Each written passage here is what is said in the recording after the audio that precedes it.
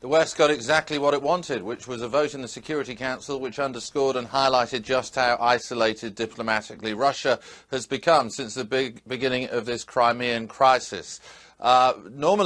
Ordinarily, China supports and acts in tandem with Russia at the United Nations. Not all the time, but most of the time.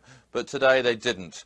And rather than exercise a veto, as Russia did, we knew that would happen, China decided not to support the resolution, the draft resolution, but to abstain. And that's exactly what the West had wanted. They'd used moderate language in this draft resolution. It didn't condemn Russia. It didn't even mention Russia by name. But it upheld values like territorial integrity, national sovereignty, that China holds dear, partly because of the restive regions within its own country, not least Tibet. So it was a satisfied American ambassador, Samantha Power, who took to the microphones to criticize Russia and to highlight its isolation. Russia cannot change the fact that moving forward in blatant defiance of the international rules of the road will have consequences, nor can it change Crimea's status. Crimea is part of Ukraine today. It will be part of Ukraine tomorrow. It will be part of Ukraine next week. It will be part of Ukraine unless and until its status is changed in accordance with Ukrainian and international law.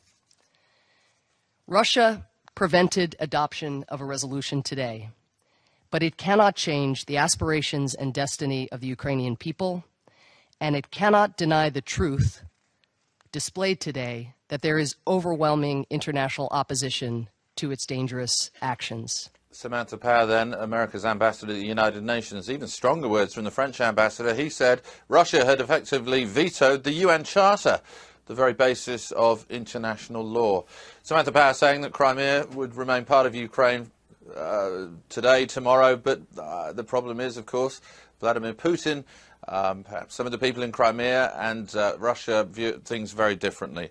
And although we saw some diplomatic theatre here at the UN, it really doesn't change the situation on the ground. And the facts there, of course, are being dictated by Vladimir Putin and the troops that are acting on his behalf.